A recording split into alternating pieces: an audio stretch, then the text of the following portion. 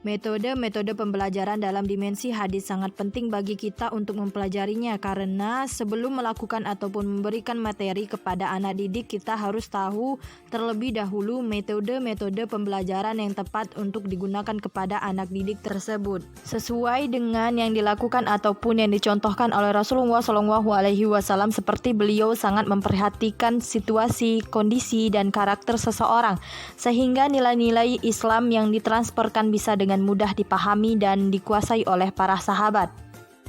Pengertian metode pembelajaran. Secara bahasa, metode dalam bahasa Arab disebut dengan istilah at-tariq atau jalan. Jalan adalah sesuatu yang dilalui supaya sampai ke tempat tujuan. Menurut Abdurrahim Gunaimat, metode mengajar adalah berbagai cara yang praktis untuk menjalankan tujuan-tujuan yang ingin dicapai dari proses pembelajaran. Macam-macam metode pembelajaran dalam dimensi hadis. Metode dialog atau hiwar adalah percakapan silih berganti yang dilakukan antara dua orang atau lebih melalui tanya jawab mengenai suatu topik yang mengarah kepada suatu tujuan. Metode ceramah adalah suatu metode di dalam pendidikan di mana cara penyampaian materi-materi pembelajaran kepada anak didik dilakukan dengan cara penerangan penuturan secara lisan. Sejak zaman Rasulullah, metode ceramah merupakan cara yang pertama dilakukan dalam penyampaian wahyu kepada umat. Metode diskusi. Kata diskusi dalam bahasa Indonesia yakni pertemuan ilmiah untuk bertukar pikiran mengenai suatu masalah. Melalui metode diskusi ini memiliki kelebihan dan kekurangan.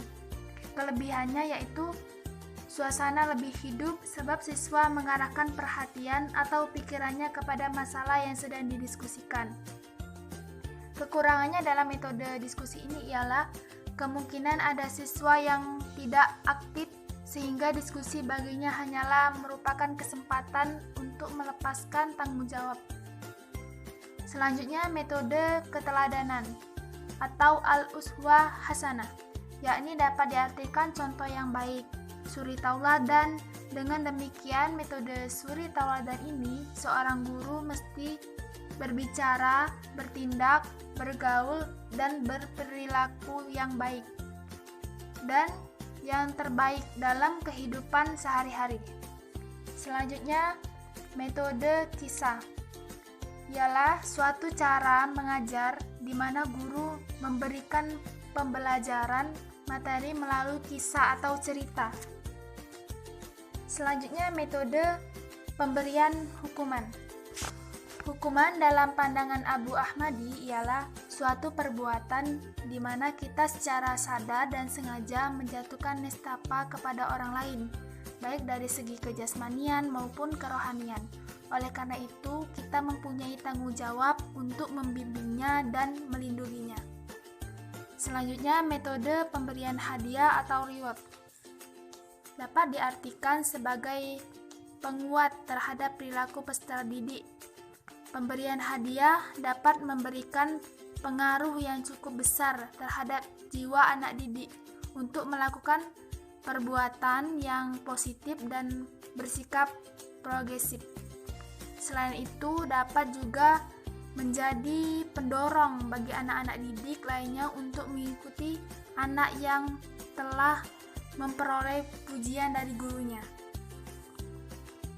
Selanjutnya, yaitu metode pembiasaan. Kata pembiasaan berasal dari kata biasa.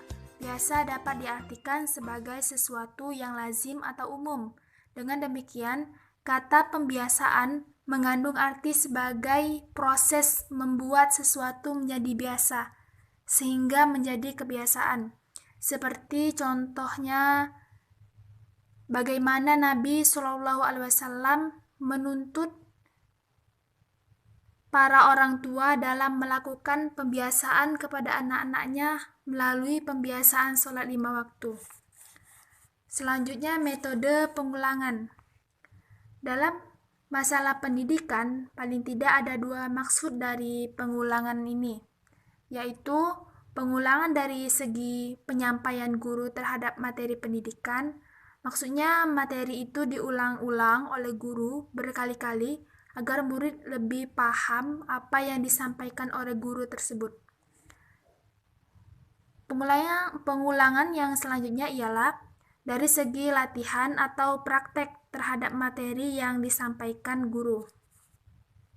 Selanjutnya, metode perumpamaan. Metode perumpamaan yaitu suatu cara mengajar di mana guru menyampaikan materi pembelajaran dengan membuat melalui contoh.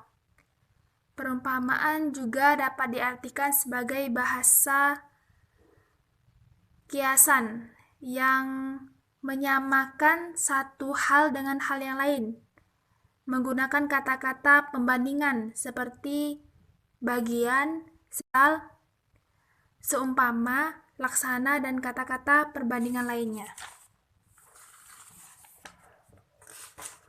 Baiklah, selanjutnya ialah kesimpulan dari metode-metode pembelajaran tadi ialah Rasulullah Shallallahu Alaihi Wasallam sejak awal sudah mencontohkan dan melakukan metode pendidikan yang tepat kepada para sahabatnya, sehingga pembelajaran yang beliau ajarkan sangat akurat dan tepat dalam menyampaikan ajaran Islam.